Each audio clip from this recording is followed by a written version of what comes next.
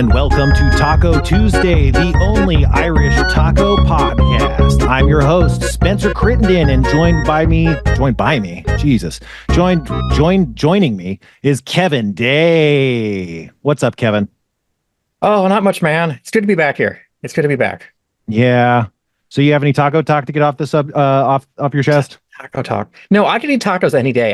It's not just Taco Tuesday. I could have tacos every day and be fine with it, I think. Okay. Yeah. Great. I usually put more effort into the opening bit, but we got a great guest for you today. Writer, organizer, very funny. Find her on Blue Sky.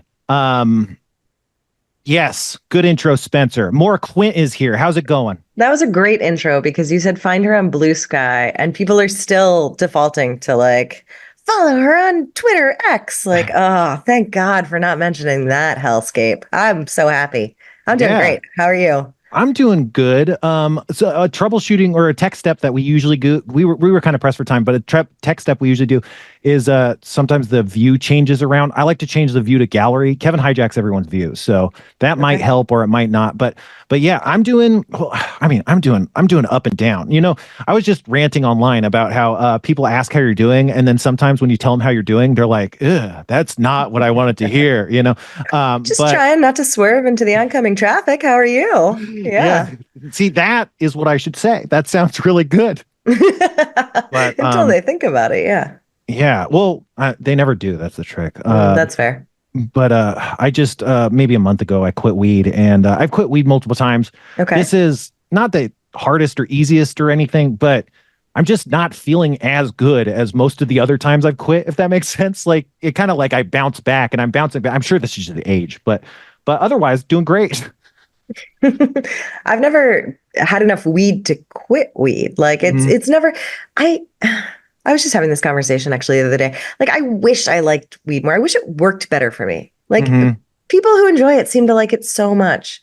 I shouldn't be talking about that. You quit it. I shouldn't be it's so great. It is. It's so good. Yeah. I don't know. So for me, it was very helpful. The thing I like to say is I didn't understand fashion until I was really high. And so there's stuff like that it really helped me cope with. But the problem is the things it helps you cope with over the years, if you keep doing it, it actually makes all of those problems really, really bad. And so it's more of a long-term heavy use thing that causes problems. Yeah. Okay.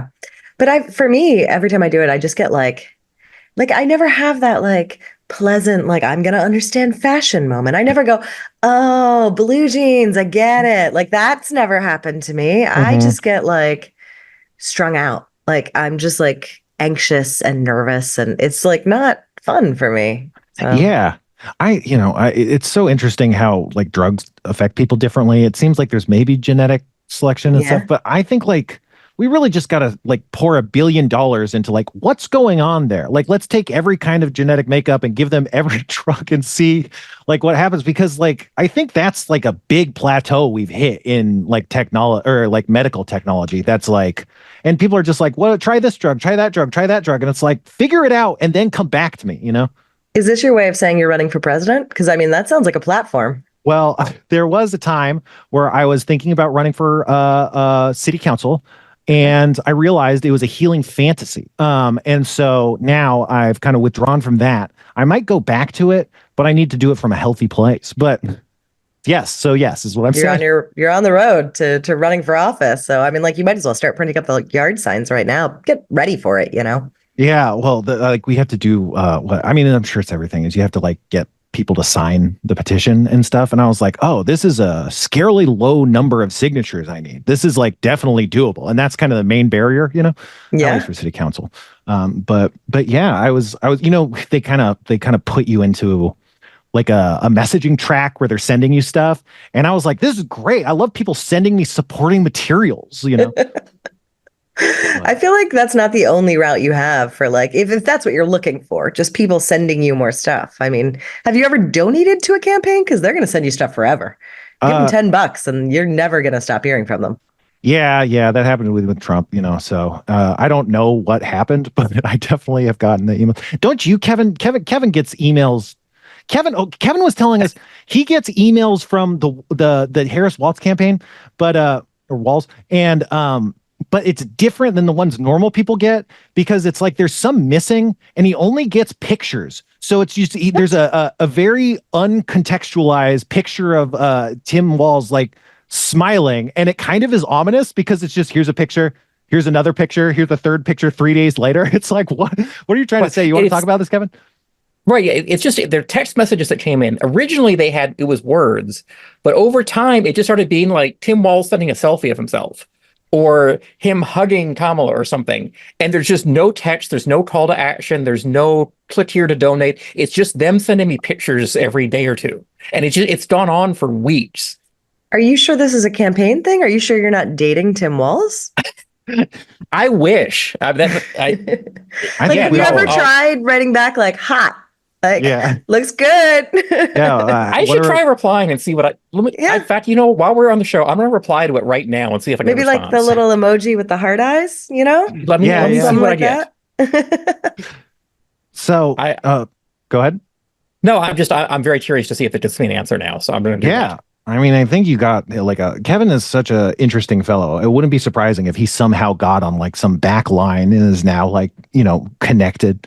He's probably like a voting member of the party at this point somehow. Who knows? But yeah. So what have you been up to? We talked before once. We did. It was like 15 years ago. I don't know, 20, 30 years ago. Were we in high school? Something like that. but what's been going on? Are you like how's organizing been? Like you were talking about that in the past. I'm still talking about it. I mean, that's the fun thing about it. It never ends. You never get to be like, ta-da! Like that never happens.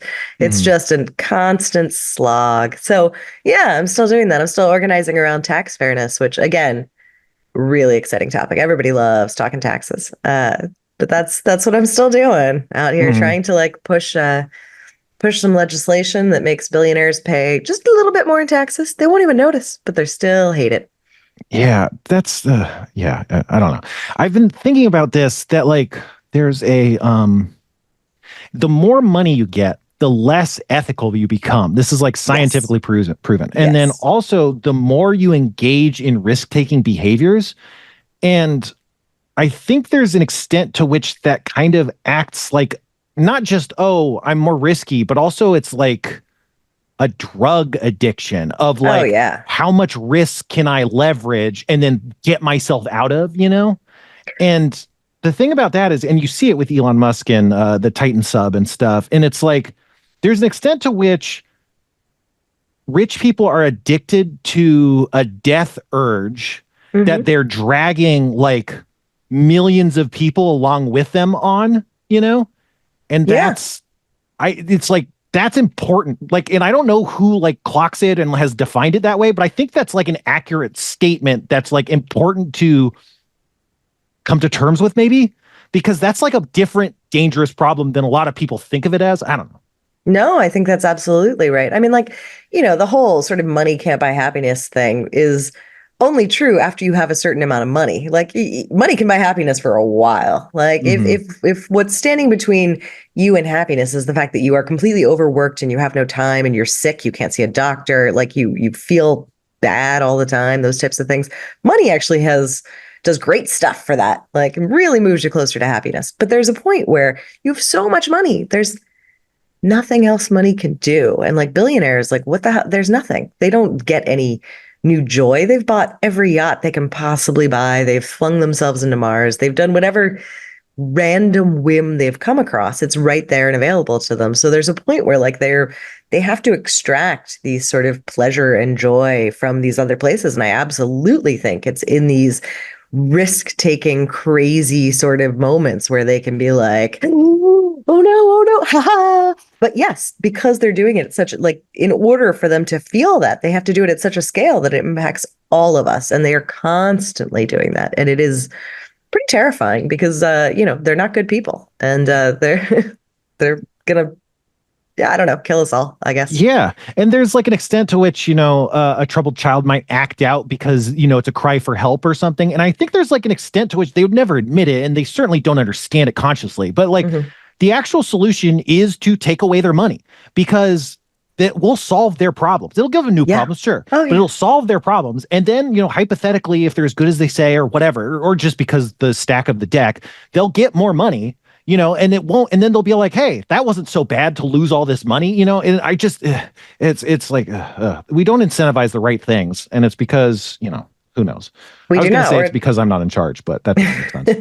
We're living in the Twilight Zone, We're living in the the one with the little boy, right? With Billy Mooney sitting there being like, it's good that he did that. That's how we are with billionaires as a society, except that we're doing it on a policy level. We're doing it on tax policy. Oh, it's good that billionaires want that. They're gonna help us out. It's good, sure, yeah. Let's give them what they want, because otherwise, we're terrified of them. And that is not a way to have a society. And it is an absolute joke if you want to pretend that we are living in any sort of democracy where we have any sort of equal say, when billionaires are able to completely purchase what they want, including politicians, including policy, including legislative measures. It is incredibly troubling. And then we are just crossing our fingers and hoping that maybe they'll be the good ones. maybe it's a good guy billionaire. Yeah, that's not a good plan.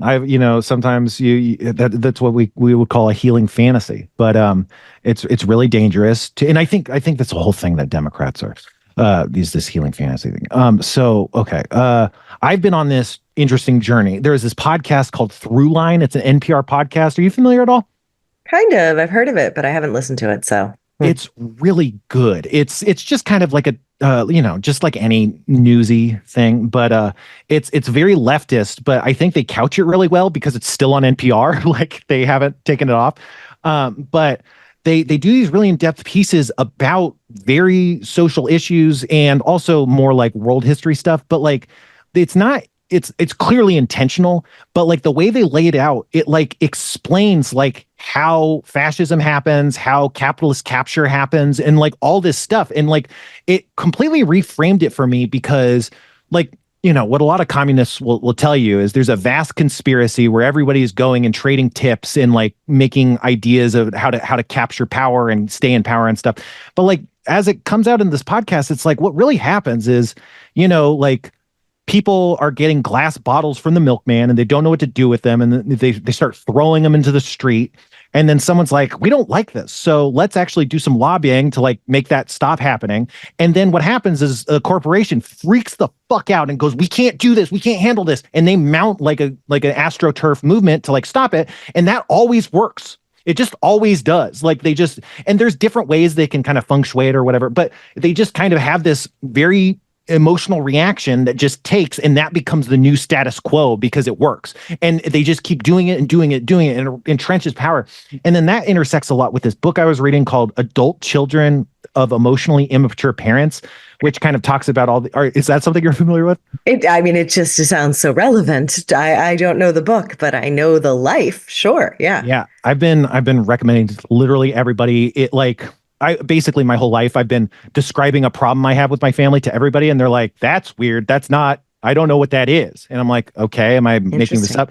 And then I read the book and the book was everything I was saying the whole time. And I was like, see, I knew it, but it's just clearly, this could have happened forever, but clearly our grandparents' generation and parents' generation, were really traumatized by emotionally immature people, which made them emotionally immature people. And it creates this harmful dynamic of, instead of just doing the thing you need to do, you create all these healing fantasies, which are basically superstitious rules about how the world should work. So for instance, moderates, both sides, the idea that we should come together and be civil, all of these are and then it'll work out. No, it won't. It works out when you fight, And so I think all of the mainstream Democrats and the establishment and stuff are just they believe in these healing fantasies. And to me, I feel I just want to be the new leader of this cult, if this is a religion. And I just want to spread the religion of this is what's happening to everybody. Every time you're pissed, either you're being immature or you're dealing with someone who's immature. And it's just this very simple, understandable dynamic, but no one ever frames it this way. And so it's just been, I feel the they live glasses or something. It's just I can't see anything else other than this literally everywhere. I don't know. It's just, yeah, whatever. No, that makes total sense to me. And it's a conversation I've had a lot. I mean, obviously not using all of those sort of terms because I hadn't read the book, but conversation I've had a lot with friends who have boomer parents in particular, like that whole generation. And when you try to confront them with their own sort of like emotional stuntedness elements where they are not engaging in a healthy way in emotional endeavors, they just shut down. They are completely resistant to the idea.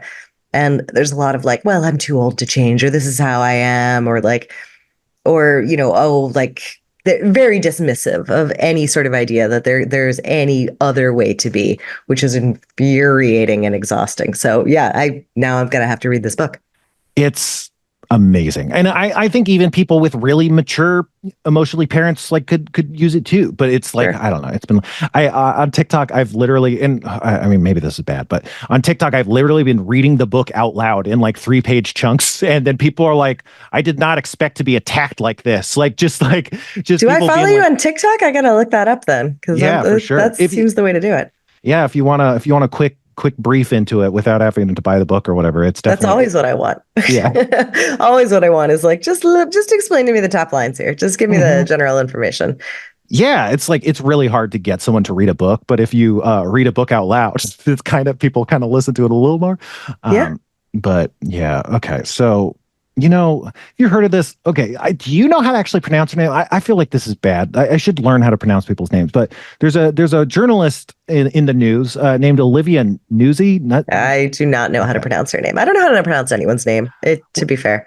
I think Newsy could be fun, just because it's like news, you know? Yeah, in my head it's Nuzzy, I suppose, okay. But that does sound weird out loud because now it rhymes with fuzzy, which has like, I don't know. Now it's like Nuzzy Wuzzy was a bear. I don't know. It's a little strange. Newsy's probably better.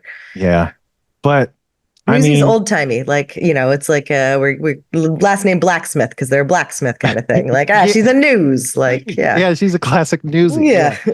But she's in the news for having an emotional and digital entanglement with RFK Jr., which was, you know, potentially covered by like changing her bias or I mean, you either heard the story or don't, folks.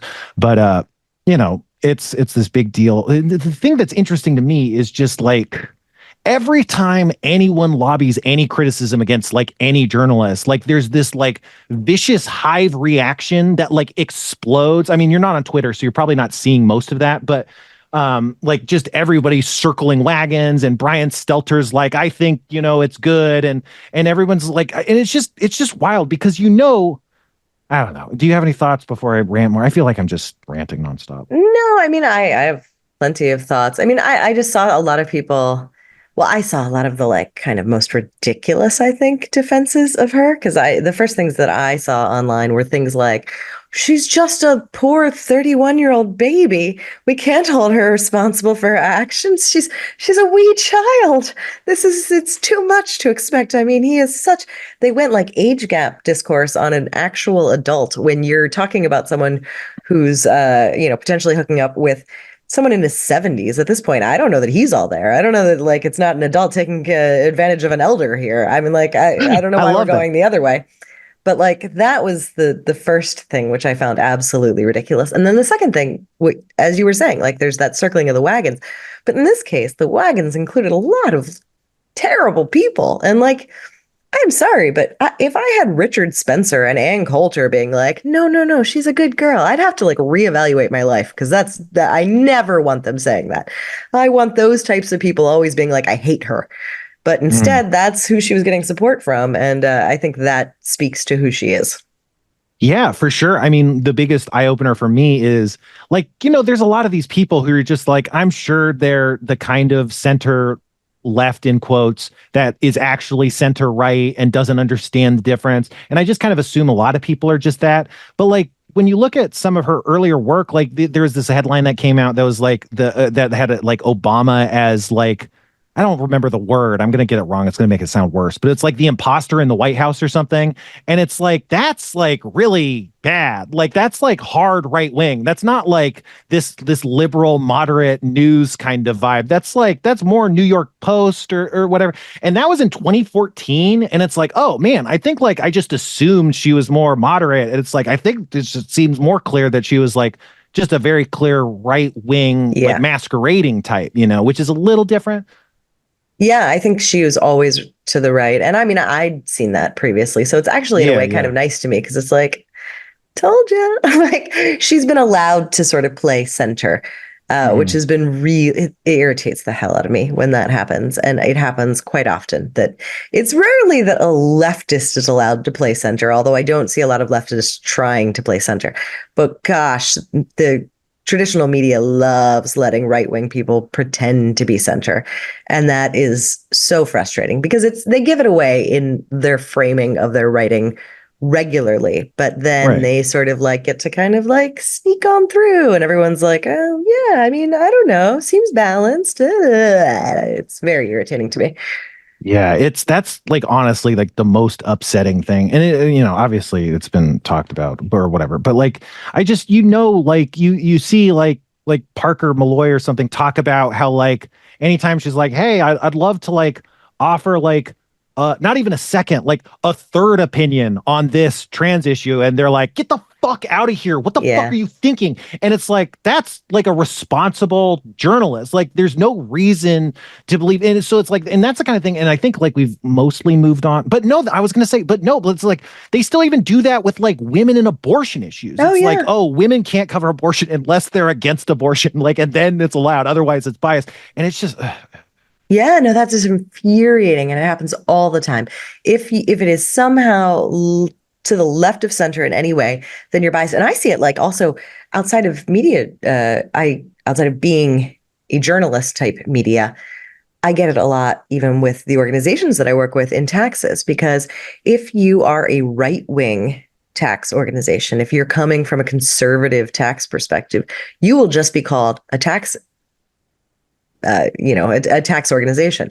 But if you are a group like us, and we're nonpartisan, but yeah, we do align, you know, our point is to tax billionaires, which is popular across the board. It has broad Republican and Democratic voter support.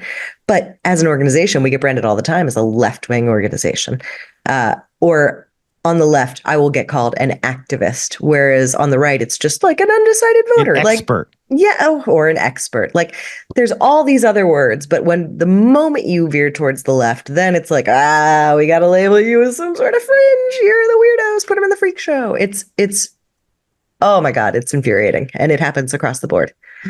Yeah. And you kind of, I never quite thought about it in this way until you put it that way. But like most progressive, not like all Democrat, but most progressive causes do have widespread bipartisan support. Yeah. And then they are very much pigeonholed as fringe left ideas. And they're not. Like, I don't know. I was ranting about this. I had this like immigrant conservative repairman come in. He was just kind of, you know, doing what people do about like talking about their political ideas and issues and stuff. And I was trying to just be relatively like not open, but like not like barking him down or arguing or whatever, and just being like, yeah, and here's my experience also, and trying to fold in like ideas but so like I kind of lost my train of thought, but it's like, but he was offering, like he was saying very right-wing ideas about like immigration and stuff, even being an immigrant. And like, and then I was saying like, yeah, I think like a lot of people would say the system's not working very well. I think, you know, a lot of people have a lot of proposals on how to fix it. And then he offered like, we could sponsor a lot more people and give them support and money to help them come over and like establish themselves. And I'm like, that's such a farther left idea than like I've even heard like offered before. And so I was like saying like, yeah, that sounds great. I don't know that Republicans would want to do that. Like, and so, but that's the thing is like, even like people who love just talking about Fox News and stuff, they're open to these ideas, but you would never hear that from the media. The media would say like, no one likes these ideas. And that's not the case. Yeah, absolutely. They get written off all the time as these crazy leftist ideals. But the moment you start talking to people, you know that's not true. And then polling shows it. I mean, even polling, which is, deeply flawed, but polling shows it very clearly on a handful of issues, including, taxing the rich and abortion rights, certainly. And I mean, even then when you move into like education and things, there's plenty where actually like, yeah, people kind of tend to agree, but we definitely have a media that wants to be like, no, no, no, no, no. It's really simple. It's black and white. There's a clear difference. There's not a clear difference. There's a clear difference of rhetoric, and there's a clear difference of what the politicians of each party are pushing, but that has very little to do with what the populace actually wants. Yeah, I just, obviously, Republicans are very bad. The worst. People. Yeah. Mm-hmm. But I definitely, Evil. Yeah, I don't know why I didn't want to say that. Maybe to look cool. I don't know. But I felt weird. I felt bad, even though like I at this point, I mean, and I know plenty of Republicans, frankly. I don't like, I mean, I'm related to several, but no, I don't think they're good people.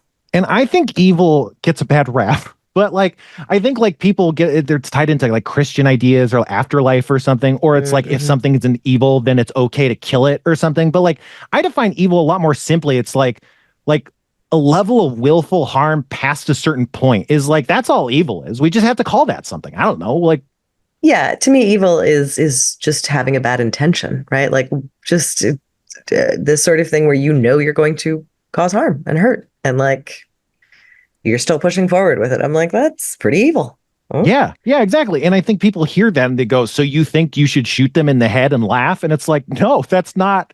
I mean, what are you saying? Like, that's a once a year kind of holiday thing. That's not an every day. Yeah, exactly. Like, I mean, we all want to purge now and again, but it's just, but what I was saying is that obviously the Republicans are like the enemy, but I find myself so much more frustrated with just the media. And I feel like there's so much, it's like a screaming child who has like a gun is just a danger, but it's like, who buys the child a gun and made them so like poorly adjusted that they're at that point? It's like, I think the media does that to like Republicans, and it's not like they wouldn't be doing it. It's just like, it gives them more power. And then that's a big part of the problem is just how much they're like, I mean, why won't I continue? And I just find it so much like, and it just seems so much more intractable. Like hypothetically, I feel like I could reach a lot more shitty Republicans than I could like change a single mind of someone like who does anything in the media, And that's where I get stuck on. I don't know. Well, I mean, I don't even want to say Republican, but the right wing conservative media infrastructure is so massive and so profitable. There's so much profit incentive, and we know that like, the moment you start saying, hey, you can make money doing this, you're going to get more and more people doing it, and they're going to do it better and better, and they're going to find ways to do it, more effectively and more comprehensively. And they've done a fantastic job with that. They don't have any real incentive to let that go. In fact, in order to keep their customer hooked, they got to keep pushing it. Like they got to keep pushing it even further. They've got to, now with new extreme conservatism, like they have to keep that up to like keep the people going, okay, yeah, I want to keep tuning in and watching and buying whatever you're selling me. Yeah, it's not good. I'll tell you that. I don't know. I get more and less hopeful, but I don't know. One thing that makes me more hopeful is just like, I feel like more people are actually getting in and putting in the work, and it seems to have persisted to an extent. Like it hasn't really, I mean, I'm sure it's like it rises and falls, but I feel like, I don't know. I might have expected it to have petered out by now, and it doesn't feel like that's happening, Yeah, I mean, I struggle with hope in general, like in all things. I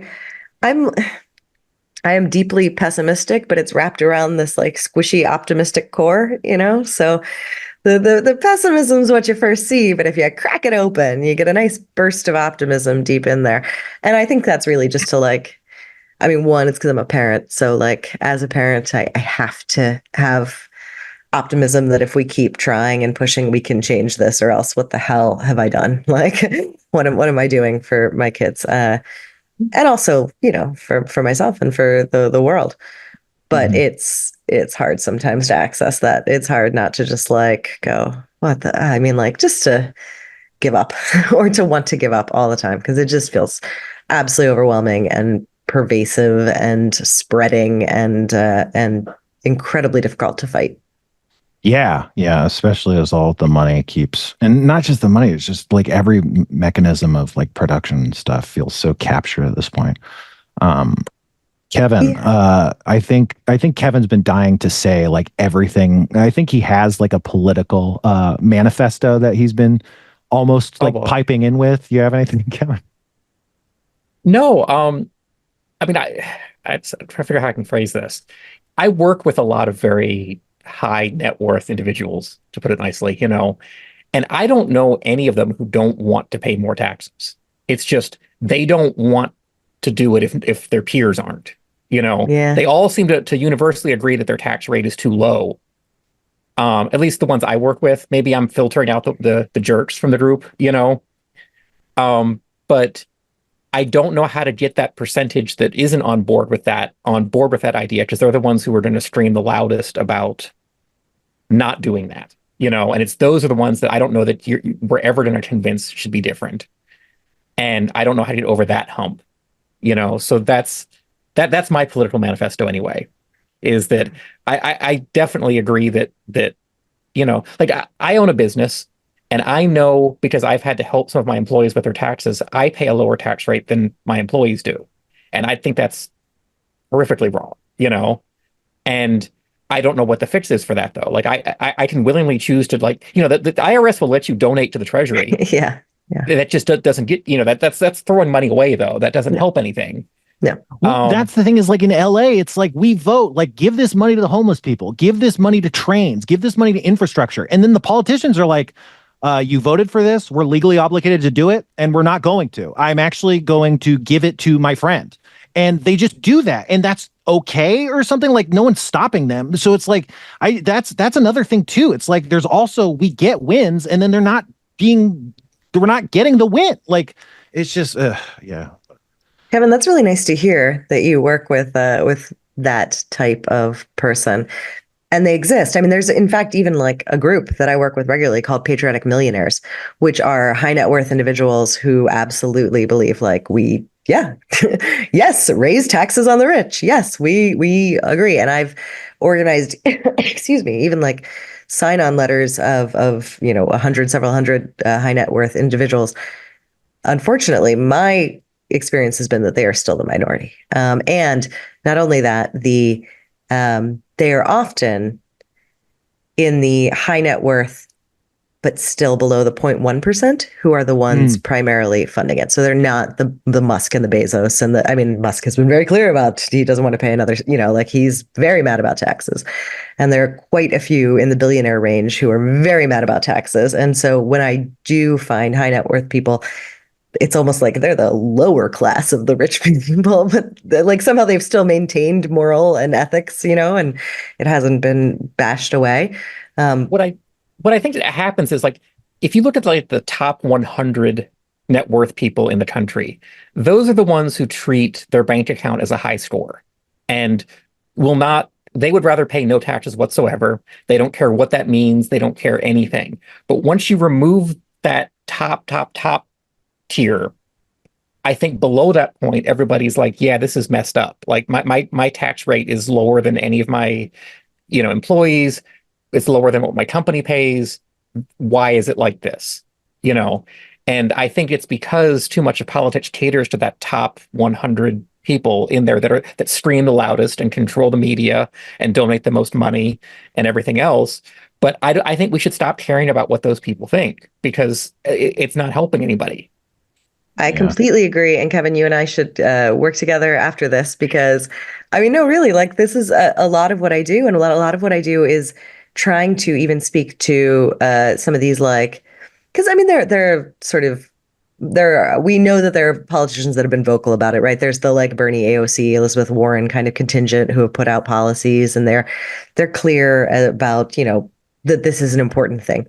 And there are plenty of representatives and senators that I work with who are like, yeah, we're on board. We want to do this. But even within, say, the Democratic coalition, there's a huge amount that are not on board. The like more moderates who are like, oh, I don't know. I don't think this is political. I don't know. Who are very nervous. And so for them, like right now, we're just even working at trying to get that group kind of like to understand that there is political will and that this is something that will benefit everyone, because it will. I mean, like once you are investing money back into people, into, you know, society as a whole, it is a rising tide lifts all boats, you know, much more than a trickle down. But the more that we are making sure that everyone among us is doing okay, society as a whole does better. You know, when people aren't hungry and sick and desperate and things, the world works a little bit better. And so, I mean, I am often trying to put together like sign-on letters and lobby days. And so if you've got, you know, if you've got some people that you think would like to be part of these conversations, or just put their name on a letter saying like, yeah, I agree. I would be very happy to help organize that, because there's a lot that we can do. The two objections I have heard most are, for one, concerns that it wouldn't be fair. You know, like I'm going to end up paying more than my peers for some reason. Like, you know, somehow this would not be applied fairly. I can see that at the state level, which is why I do federal work. So, yeah. Right. And the other issue is, well, the way that it works right now is I can donate $50 million to a hospital and have a wing named after me, where if my taxes go up, I don't get that. And I want to have a legacy. And those are two things that I really have a tough time coming up with responses to, that I'm sure you have spent a lot more thought on this than I have. But that's what I've heard when I've had these talks with people, is that, you know, I want to have a legacy, and paying extra taxes will never give me that. That's interesting. I mean, I'm happy to name some bills after people too, if they like, you know. Yeah, that seems like a solvable problem. We can put a bench in Congress. I mean, there's all sorts of things we can do here. I'd be happy to make a monument to the wealthy. We'll put it right next to the Vietnam Memorial. But no, I mean, like I understand that totally, and I've worked with high net worth individuals as well, who do like to feel like, yeah, here's a visible difference that I made. I definitely think, yeah, we can chat. I'm now well into Monday here. I'm like, all right, here we go. This is absolutely what I do. We can address these things. We can make these people as revered and well known as they would like to be, and anonymous for those who would like to stay anonymous. Many do as well. So, you know, but we can work with that. I think like what you were talking about in terms of like the moderate Democrats and like, oh, the fear and the political will. I think, again, that kind of, to me, it feels like it gets into this healing fantasy idea where it's like obviously there's going to be so many powerful people kicking and screaming all the way to the bank or whatever. But at the same time, I think that's almost irrelevant to, like, if you just convince the people who can take action that it's not the worst thing in the world, you know, and then they're just like, I guess I'll try. Like, I think that starts to build. To me, it's just like, again, it feels like it's this intractability of the establishment Democrats. And I think, again, it ties very heavily into that. Well, I don't want to pretend that only one of the parties is getting funded by the wealthy. I mean, like these individual candidates, a lot of them are taking a lot of money from very specific individual, very wealthy people who have a clear agenda and they are pushing it. And so, I mean, that's happening across the board. It's happening more. We actually are, as part of my work, we're putting out a study in the next week or so that's specifically looking at just billionaire funding in the election. And it is like 67%, I want to say. I'm making that up. So, but it's somewhere around that goes to Republican candidates right now. And that's obviously the majority. But it's not all of it.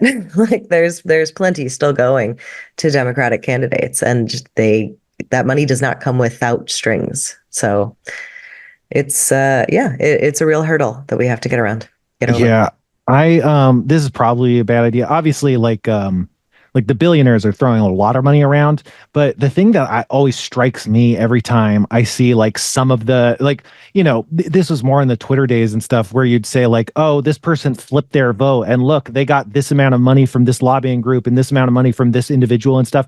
I always see those numbers and I'm like, $15,000. Like, we could get $15,000. Like, if that's all it takes, like, why can't we just crowdfund corruption? Like, it does seem like if that's what, again, it's not going to outclass the billionaires, but like with a lot of these decisions, and again, I know that's not how influence peddling works, but like, it just does seem like these amounts are very low considering like the sweeping changes that result. Yeah.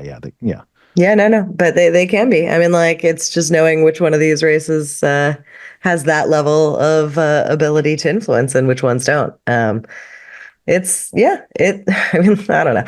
We could also just lobby to overturn Citizens United and take away the corporate voice that they have to be able to spend this sort of money and have this kind of influence. There's a lot of different ways to go about this. There's so much that has been broken. I mean, the nice thing is there's lots of things that you can fix. So you can pick any one and dig in there. So yeah, you just poke your finger in any leak and it's like, this is helping. Yes, things got a little bit better. Yeah, absolutely. That's actually really interesting. I mean, obviously, no one knows what's going to happen with the Supreme Court, but it seems so unstable right now that, like, if a big change happens in the Supreme Court, the easiest way might be to then use that to overturn Citizens United. That actually does seem like probably too clean of a fix, but it seems like that could be on the table. Who knows?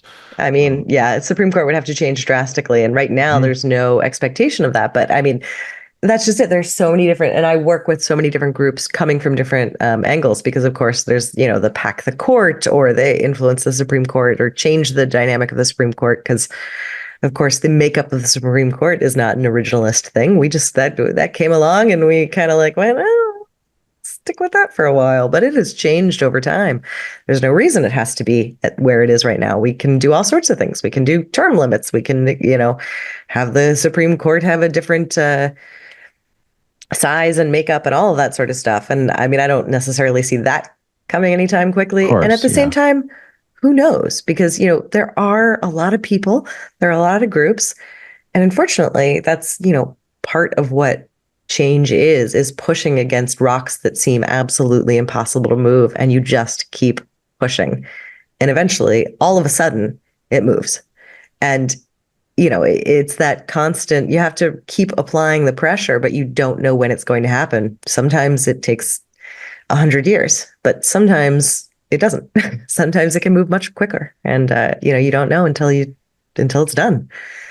Yeah, that's like a thing that I've been trying to understand. Well, not understand, but like get a better way through, because it seems like the way things actually happen is like 5 years ago, someone seeds an idea and everyone's like, what the fuck? And then like 3 months later, they say it again. And like, but slowly, like the seeds start to get planted. And then it's not immediate, but it takes like a very long blooming time. But then like the ground becomes fertile for like the action to all come. And then and then suddenly everyone's like, well, this. And it's like, well, 5 years ago, no one knew this. And now people are just spouting it off like it's normal. And I think like that starts to be like, oh, now movement can happen and stuff. And I don't know how to like work that system, but it seems like how any idea becomes like incepted into the mainstream or whatever, Yeah, I mean, I think there's a lot of different ways to do it. I mean, you're talking about moving the Overton window on what is acceptable and what's not. And again, that's the sort of thing that like it can happen in an instant, or it can happen over 100 years. I mean, if you think of something like, I think it was weekends, I want to say, getting the weekend. I think that took about 100 years from the start of the push of that till that finally became a practice. I think it was about 100 years. I remember looking into that once. There are things that are going to take that long, but we do have other ways to stuff right now. And being in the tax fight for, I've been in it, not that long, I suppose, but since 2017. And when I was first there in 2017, and I was like saying, we need to do a campaign called Tax the Rich, I was getting shut down. You can't say that. People don't want to hear that. You can't say that. That's too extreme. That's crazy. I got so much pushback. And then AOC came into office, and in her first couple of days in office, she was like, the tax rate should be, I don't remember what she said, 90%. I think she said 78% or something, the top marginal tax rate. And it just like blew the whole thing open. Like everyone was just like, what? Like, and suddenly there was like all of this conversation about something that really hadn't been happening and that had been absolutely verboten to that point. And now all of a sudden we could do it. It's wild to me, but I do think that there has to be this constant pressure from person to person. Like we all have to be talking about it, right? Like, and the more we're talking about it, the more our friends are talking about it, the more somebody else, like it does happen that way too. The point is never be quiet about the things that are important to you, I suppose. Yeah, I love that. I want to switch gears slightly to a weird rant that I have. It's Jordan. Are you familiar with a guy named Jordan Peterson? Kermit the Frog impersonator? Yeah, I think I've heard of him. I could not believe when I first heard his voice, and I was like, and people are listening to this? Like, to amazing. Me, yeah, but okay. So I was on LinkedIn because I'm trying to like look for gainful employment, and there's this guy, Kevin, the name Troy Scabalun mean anything to you? I saw Troy Scabalun posted this on his LinkedIn. Hashtag no need to fight alone. Struggling with anxiety and or mental health. Be brave for 20 seconds and reach out to someone for help. And then he posts this like meme that's like a Jordan Peterson quote. And like I saw it and it broke my fucking brain. I'll read it and then I guess I'll open the floor a little bit and then I'll just like kind of go off. But it's don't hide baby monsters under the carpet. They will flourish. They will grow large in the dark. Even what is truly terrible in actuality often pales in significance compared to what is terrible in imagination. And often what cannot be confronted because of its horror in imagination can, in fact, be confronted when reduced to its still admittedly terrible actuality. What? You know, most Jordan Peterson quotes are that, but it really did. First of all, it's this guy, and I'm like, why are you posting this? What does it need to do with like anxiety and mental health? I mean, I see the connections, but okay. So don't hide baby monsters under the carpet. First of all, who has baby monsters? And if you did, what, you're hiding them? Like, you're a baby monster haver. Like, what how did you come into baby monsters? Why are you thinking they should be hidden at all? You know, you're a guy with baby monsters. Why are they babies? Anyway, but it's like, okay, hiding them under a carpet? No one hides what do you hide under a carpet? You can't hide a living thing under a carpet. Also, it's like, and it says they will grow large in the dark. It's like, you know what would be a perfect analogy? Don't hide baby monsters in the closet. That's a place where you could hide a baby monster in the dark, where it could grow large and flourish. But like, under the carpet, like, what the fuck is even, I don't get, like, there's no like symbolic weight to that. It's not like what is ever under a carpet that's causing like dry rot, like black mold, like water penetration. Like, I don't even understand that. Even what is truly terrible in actuality often pales in significance, not pales in comparison, pales in significance. Pales in significance compared to, just like trying to say pales in comparison without saying pales in comparison, because that's what he does. He just like makes words make less sense, so you just get caught in the fucking nonsense.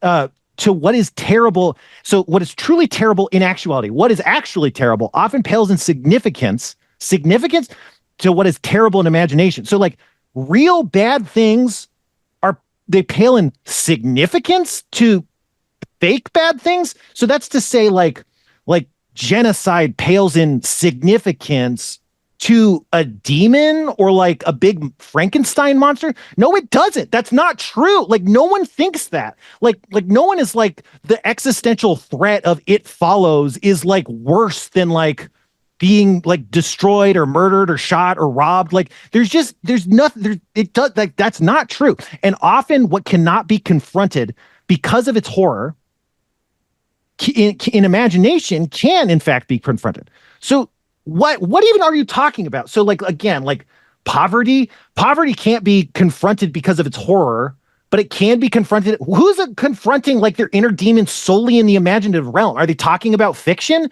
Because like it's okay.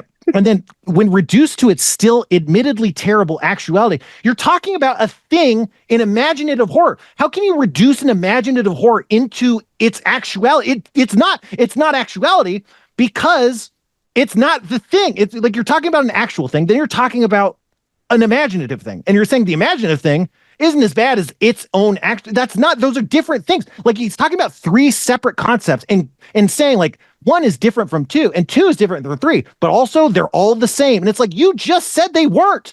Why are the monsters in the carpet? Why, like, just why are you hiding them? Like, just raise your monsters. No one's gonna, like, what are you? Sorry, I'm sorry. Well, they can't be in the closet because that's where the gay people are, Spencer. Why would you do that? That would be awful to the poor monsters. Also, baby monsters clearly. Look, when a monster loves another monster very much, then they have baby monster. It's absolute nonsense. Utter nonsense. It's like there's not like, again, like, the charitable interpretation of what he's saying is sometimes it's easier to solve imaginary problems than the real ones. And that's nothing. That's not anything. That's not even optimistically anything. It's not even a very like light sentence that anyone would understand. It's also like, that's not what happens. Like no one is like going to a problem and dealing with an imagination and being like, now I can deal with it for real. I don't know. I think it might be like a thing about like the power of fiction or something to like discuss social issues. Like maybe there's some juice there or something. But then what the fuck does that have to do with mental health? Like this guy is like, hey, if you're struggling, take heart in this. And it's like, take heart in this. How does that help? What is that? That's not even going to mean, I mean, none of what he says means anything to anybody. But think about all of the amount of time that somebody is going to spend trying to understand what any of those sentences mean. That's time they're not thinking about their own problems. So that's, that's helpful. That's like meditative. It's like, what's the sound of one hand clapping? It's a Zen cone, right? Yeah, exactly. I just learned that that's what a Zen cone actually was. I've heard people say that forever. And then I was like, I don't know what that term means. And then it's like, oh, it's like these impossible things. Like, what's the sound? What happened? But I think that is like his strength. Whenever I've talked to people who like defend Jordan Peterson, they're like, yeah, it's like it takes me a while to understand what he's saying. And then I'm like, whoa. And it's like, yeah, I'm sure if you have real problems and someone says a bunch of batshit nonsense, and you're like, what the fuck are you talking about? Like saying what the fuck are you talking about is time you aren't spending on being like, hey, no one likes me, my room's messy or whatever, But yeah, I saw that yesterday. I recorded a TikTok and I accidentally deleted it somehow. And I got so pissed that I couldn't undelete it that I was like, I'll just talk about this on the podcast. But, anyway, Jordan Peterson's terrible. I mean, he's really, and he's the sort of terrible that really galls me for exactly everything that you said. He makes no sense. He's obviously not very bright, but he has figured out how to say things in a way that sounds like maybe he's like, if you had just paid a little more attention, then you'd really get it. He speaks the way I think a person who is a little bit maybe drunk or high when they're like reading a really dense text is just like, what does any of this mean? It's just like, whoa. But like, they must mean something. They wrote it all down. It must be really, really deep. But like your brain isn't functioning at a level where it really can comprehend it. I think his speech like recreates that feeling where people are like, well, I mean, it must mean something. He's wearing a suit. So it's got to be important. I don't get it, but I will someday. That's absolutely it. And like, that's the thing is like, you argue with people and the way he talks is like, anytime anyone's like, so do you mean this? And he's like, what the fuck? How dare you say I mean literally anything? I've never meant a single thing in my life. Yeah. And like his followers are like that too. But then when you engage with them, like all they default to is that's not what he's saying. And you clearly don't understand. And also you have to read the book. And it's like, first of all, none of those are true. And second of all, I do understand. I feel like I declared like, or, demonstrated a pretty clear understanding of what he actually said. I'm sure like a person who likes him wouldn't have been able to divine that meaning at all. And so they're like, it must be really smart. But whatever. I wanted to have a nice podcast talking with you about food. That was actually what I wanted to talk to you about. But hey, so I like to ask all of our guests this question. What'd you have for breakfast? What did I have for breakfast? Oh, I was visiting family and they made my son eggs and he did not want them. So I had my son's cold eggs. Were they scrambled? They were, yes. Okay. I just listen. I'll listen to a fair amount of food podcasts. I just listened to this podcast by like America Test Kitchen or something, and they were talking about the perfect scrambled eggs. And this guy was like, I went on the news because everyone loves my scrambled eggs recipe. And like there was a part there's like they kept turning out wrong. And then I realized that I should try using a different pan, because here's the thing about American Test Kitchen is we don't make assumptions. We question what pans we're using. And it's like, first of all, like most of this podcast has been you not questioning the assumption of what pan you're using. Like that could have come up way earlier in the process. Like, and you're phrasing this as like, this is what we do. It's like, it's not. You would have done that if that was what you do. Like you got to the dead end without questioning that assumption. And then finally you were forced to. And the other thing I found very funny about it is like, everything they're saying is like, that's how I've always cooked scrambled eggs. I've always been really good at scrambled eggs. They've always come out really good and people like them. And I thought that's how you're supposed to do it. I thought that's how everyone did it. And every time I had bad ones, I'm like, yeah, I don't know why they're doing it wrong. And just come to find out that I like back back into like perfect scrambled eggs is like very gratifying for me. I really like cooking so much. What's the perfect scrambled egg then? Because now I want to know if I'm doing it right or not. So again, the pan has to be smaller. When you have a wide surface area, the thing they can overcook, and overcooking is the problem. So the big thing about eggs is the two kinds of eggs, like the white and the yolk. Their proteins cook at different temperatures. So you want to not overcook the one while not undercooking the other, which is a trick that you can get by with heat modulation, also adding salt and fat. But the upshot is basically you get a smaller pan than you think you would need, just a little bit, not way small, but just a little bit, because you want a kind of thick layer, because that creates steam and it promotes the fluffing of the eggs as they cook. You want to put them into a medium. I think medium high sells you like it makes you think too high, but it's a little higher than medium, like a medium pan, not super hot, for them to start. And then once the eggs start, I think the way the podcast put it is once you start seeing trails left by your spatula in the egg, so it's a bit thicker, then you cut the heat down to like low, and then you kind of agitate them more quickly. Like you kind of don't touch them as much in the beginning. The high heat starts to create larger curds, and those larger curds you want to keep intact without disrupting. But as you turn down the heat, you kind of do a more constant, vigorous stirring that's not smashing those large curds and is kind of promoting the small, goopy curds to come together. And then like towards the end, there's this spot where you feel like the eggs are done. They have too much moisture in them, but you're really worried you're going to overcook them. And in that step, I like to spread everything out and just try and get off a lot of moisture really quick and then take them off and let them finish off the heat is kind of how I do it. Interesting. I mean, I it's like I've definitely done them that way, but I think I'm a very inconsistent egg maker, I will say. I try something different every time. And I've had mostly success, but now I'm like, all right, I'm going to be very thoughtful about that. I've got a smallish pan. I can do this. It's also very doable. Yeah, but I think. Oh, go ahead. Well, I was just going to ask, like, any thoughts on adding anything to it? Like, some people add milk. Some people have added, like I did once, potato starch. I think I read that in the New York Times or something like that. So I was trying that. It did fluff things up a bit, but I don't know. I'm not sure exactly how potato starch works. It might work on the same principle as adding milk. I generally don't. Basically, again, like the difference between the cookings of the proteins is like they start to seize up, and that's what overcooking is. So you don't want the whites to seize up too early. But while adding fat or adding anything, but especially fat, which is like milk and stuff, fat can hold a lot of heat. And so that kind of spreads the heat around instead of overcooking the whites. So that's what fat adds. But I think like that's the thing is there's a lot of those life hacks. I think potato starch is the same thing. Salt also changes like the chemical way that protein seize up.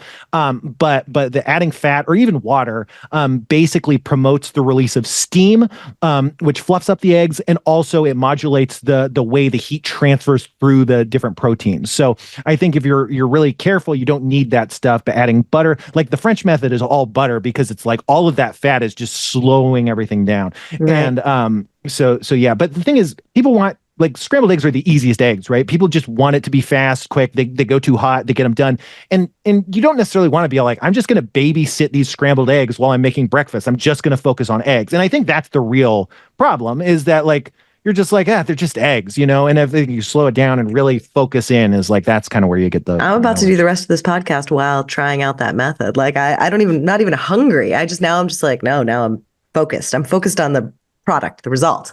I love that. Sure. Yeah. What were you going to say? Oh, nothing. I was just, no, I'm in now.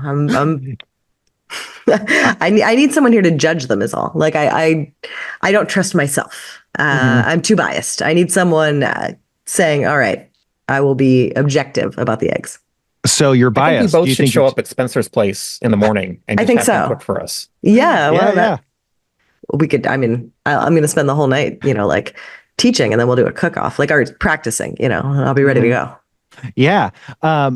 So like you mentioned that, but like, I swear to God, I've been doing Twitch streams, cooking now and again. It's so fun. It's like, I have a cooking show. This is so fun. But like, we are a couple months out probably from me convincing Kevin to just let me do the podcast from the kitchen and just be cooking. Like, Oh man, you know what I just cooked before I was almost a bit late to the podcast. I was just cooking up a giant chunk of I love half price tri-tip. Like, you know, the meat kind of goes on sale. I always get like big chunks of red meat and then it goes on sale. And I just did all of it in a cast iron, chopped it up, and I made like mock barbecue tacos with sliced tri-tip, a little bit of barbecue sauce, leftover mac and cheese that I had, and pickled red onions that I have in the fridge. And whoo boy, it was so good. Oh man. Do you pickle onions regularly? Not super regularly, because like basically I'm like, I'm going to do this and I'm going to make birria tacos and it'll be so good. And then I make it and I'm just like ham fisting pickled red onions to the dome until they're gone. And I'm like, I didn't even put those on like a sandwich. I just ate them. Like they're really good. They're really easy.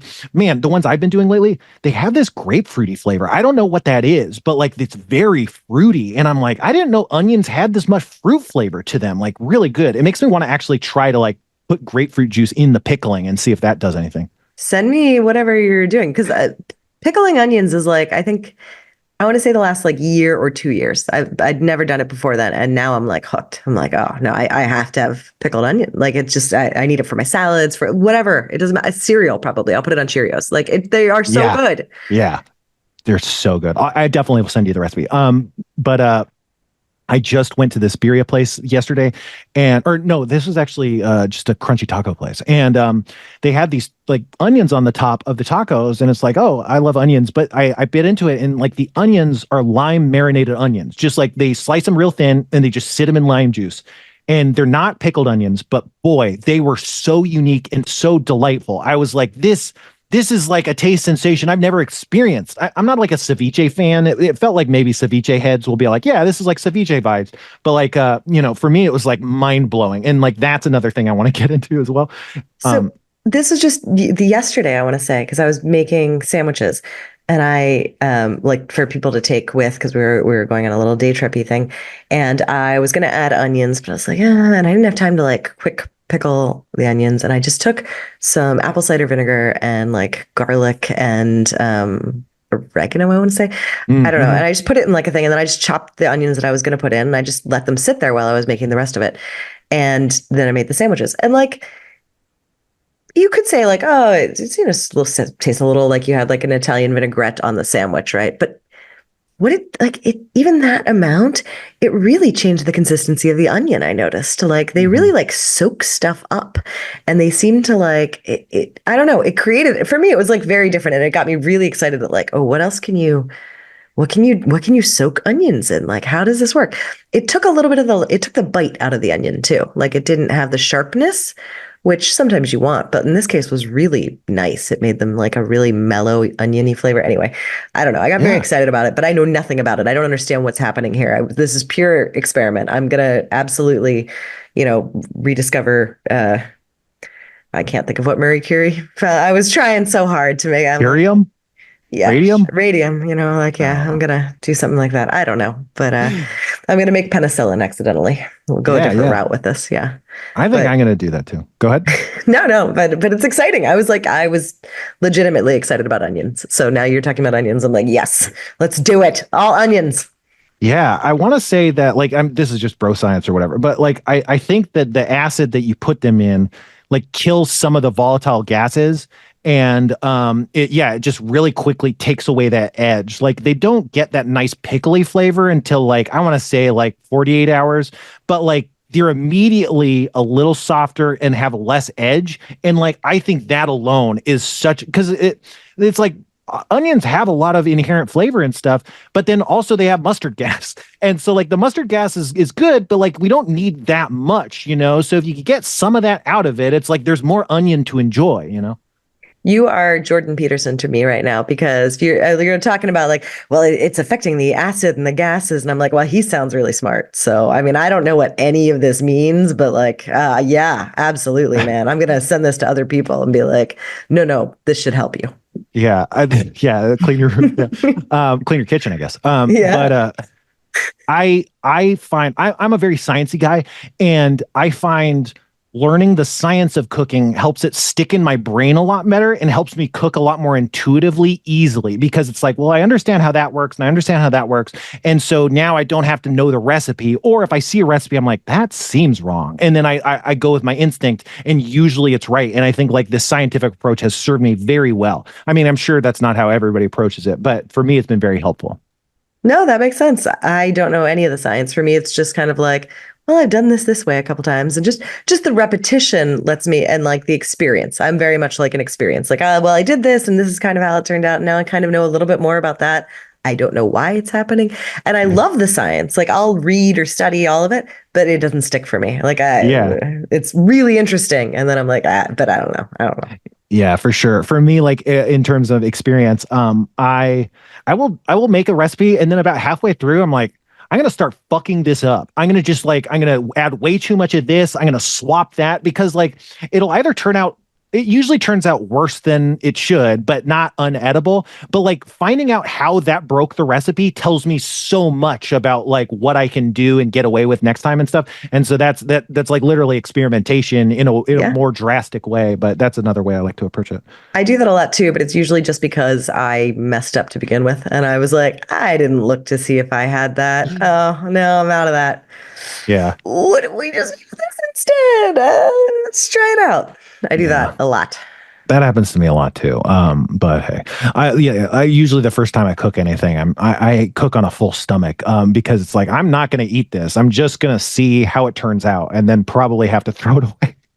But so are there any things that you really like to cook? Anything that you're super into these days, food wise, and maybe not even cooking, but just like any food stuff, and you all are in LA, right? And I used to live in LA, and now I do not. Oh. I live in Pennsylvania. I'm all the way on the other side of the country, and I miss Mexican food. Just like, I mean, Mexican food is everywhere in the country, but like good, and pervasive, like where it's everywhere.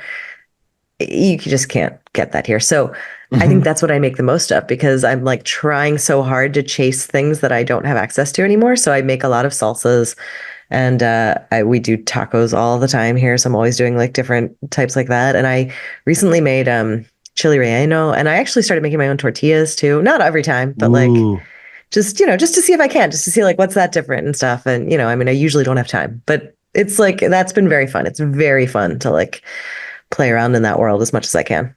Do you have any tortilla tips? I tried to make them once and the dough looked really off, and I was like, I'll just use these ones I already have. I don't. I've made them a couple times, and they've always been solid. But I don't know why. I have no idea. I'm just like fully just following, basic recipes. But the other thing I've made a lot too is naan, which also I like. I don't have like a tandoori oven or anything, so I'm just making naan like in a pan. But it tends to come out really well too. Like, so I don't know. Yeah, flatbreads. Woohoo. One of the earlier things I was making was hummus. And like if I can get a naan recipe and some hummus and stuff, that sounds like it could be kind of fun. I mean, I know those aren't the same, but yeah. Well, we're out of time. Kevin, are we out of time, or did we start late? A bit of both. Very helpful. No, thanks, Kevin. Okay, so we don't have a hard out necessarily. No, you can go over. Yeah. Do you have any last words? Is there any other things you want to cover before we like get to plugs or anything? I was gonna say, like, are you going to kill us all? Like, or do I? No, I'm benevolent. Oh, no, I mean, hummus is great, and I make a lot of hummus. I got that, but that's about it. Yeah. Do you have any? You can do a lot of different stuff with hummus. So I like adding roasted red peppers. Is there any add-ons, or do you just kind of make a classic base hummus? I like to make a classic base hummus, but I've also made my own za'atar seasoning. So I like to put za'atar on top, basically. Yeah. Yeah. I had my friend Abed over, and we made, what was it called? Arroz caldo. And it's like this kind of chickeny rice soup. It's kind of thick. And he was like, I told him to come over, he was like, I got the secret spice. This is my family's secret spice, and you're going to love it. And he and we did a cooking stream together, and he busted it out, and he was like, here it is. And it was like a homemade kind of za'atar blend, and it was really good. And I was like, za'atar, I love that. And he's like, you know what this is? And I was like, yeah. And I pulled out my blend off the shelf. He was like, And he also like had some vindaloo powder. And so yeah, we made the like, it's like a chicken soup. And then he put some za'atar in some of it, and that was really good. It was like way better. And then we put some vindaloo in some more of it, and that was really good. It was a blast. I love cooking, and I love talking to cool people. Thank you so much for being on the podcast. This was so fun. I really appreciate this. Do you have any plugs? Thank you. I do not have anything to plug outside of, if you do care about taxes, please feel free to come to americansfortaxfairness.org. Sign up for our newsletter. We send out a lot of information and different actions that you can be part of. Awesome. Yeah. Well, thank you so much. What about you, Kevin? Anything to plug? Nope. Just sign up for Spencer's Patreon at patreon.com/thesichslur and give Spencer money. I love how I'm always being earnest about because we do more shows after this. So there are things Kevin could potentially plug, but every time that happens, Kevin just does my plugs for me. It's great. It's awesome. But yeah. Anyway, yeah, again, thank you so much. We like to end the show the same time we do every day. Or every week, every time. Jesus Christ. We like to end the show the same way we do every time, which is me fucking up constantly. So until next time, tax the rich.